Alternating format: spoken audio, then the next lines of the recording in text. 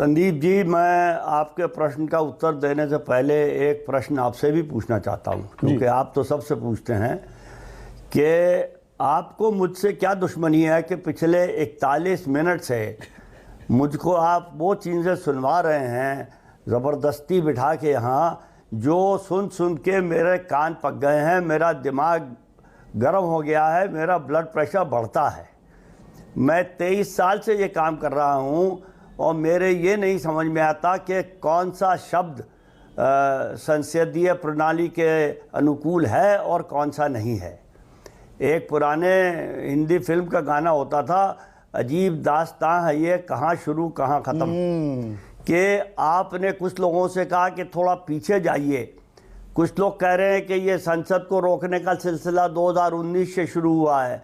2012 में तो मैंने ट्रिब्यून समाचार पत्र में आर्टिकल लिखा था कि संसद को बंद कर देना चाहिए, क्योंकि जब ये कहा जा रहा है कि संसद को ना चलने देना हमारा लोकतांत्रिक अधिकार है।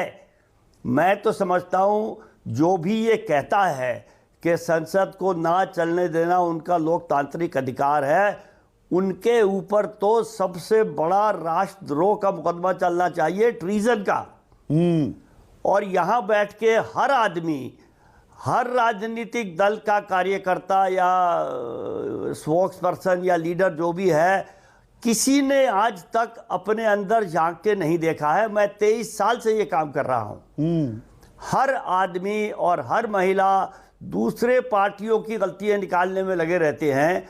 और मैं वाकई में, मैं मजाक नहीं कर रहा था जब मैंने कहा कि आपको मुझसे क्या दुश्मनी है, कि ये सारी बातें सुन सुन के मुझे शर्म आती है, मुझे घृणा होती है, मुझे आत्मग्लानि होती है कि मैं ऐसे देश में रह रहा हूँ। मैं भी देश का अपमान कर रहा हूँ, यहीं बैठ के कर रहा हूँ, लेकिन कोई भी राजनीतिक नेता ऐसा नहीं बचा है देश में जो देश के बारे में कुछ सोचे, सिवाय अपना निजी हित, अपने परिवार का हित और अपने पार्टी का हित। उसके आगे तो कुछ बचा ही नहीं है। और मुझे बड़ा अफसोस है, और मैं ये कहना चाहता हूँ कि अपमान तो खैर मेरा हो रहा है कि आपका हो रहा है, सब देख रहा है किसका हो रहा है, किसी को बताने की क्या ज़रूरत है। लेकिन बेशर्मी की हालत इतनी हो गई है कि झूठ बोलने में किसी को कोई तकलीफ नहीं होती है। जो नैतिकता है उसका राजनीति से कोई ताल्लुक बिल्कुल भी नहीं रहा है। और ये कहा जाता है कि जनता हमें वोट देती है और जैसी जनता है वैसे राजनीतिज्ञ हैं। ये फिर अपने आप को लोग नेता क्यों कहते हैं? अगर ये नेता हैं तो इनको जनता के लिए एक उदाहरण रखना चाहिए कि जनता से भी नीचे जाना चाहिए। मेरे पास संदीप जी कुछ और कहने को है नहीं। मैं बहुत दुखी हूँ और ये चीज़ें देख के मेरा दुख बढ़ता है। मेरे कभी जो थोड़ी बहुत मैं शांति दिमाग में लाता हूँ वो बिल्कुल जड़ से ख़त्म हो जाती है। 3 दिन तक मैं परेशान रहता हूँ। तो ये आपने जो किया है बड़ा अच्छा किया है, लेकिन मेरी आपसे गुजारिश है आइंदा के लिए आप मुझे क्षमा करें। मैं तो जहाँ हूँ वहीं ठीक हूँ। अपमान तो आपका भी हो रहा है, मेरा भी हो रहा है, और जो इंसान इस देश में सोच रहा है उसका अपमान हो रहा है। और कोशिश ये है कि जो 2, 4, 8, 10 सोचने वाले बचे हैं वो भी ना रहे तो बड़ा अच्छा है। मुझे और कुछ नहीं कहना है। नहीं, आप लाख टके की बात कह रहे हैं प्रोफेसर जगदीप छोकर, और मैं आपको सलाम करता हूं, आपके जज्बे को भी। और मैं परेशान आपको करता रहूंगा, मैं आपका बीपी बढ़ाता रहूंगा। आप जैसे लोगों की इस देश को जरूरत है जो कम से कम आईना तो दिखा दें। वरना आपने बिल्कुल सही कहा, अपने हित, अपने परिवार के हित, अपने पार्टी के हित को ही सर्वोपरि माना जा रहा है, देश के हित की कोई बात नहीं करता।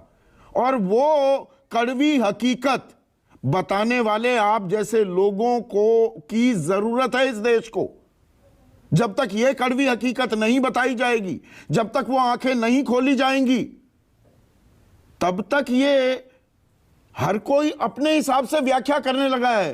जगदीप छोकर जी, आधी अधूरी जानकारी, आधे अधूरे तथ्य, आधी अधूरे बयानों को लेकर हर कोई कह रहा है मैं अपमानित हो गया। ये ऐसा आपने पहले होते देखा है? आपका इतना लंबा तजुर्बा है जिंदगी का।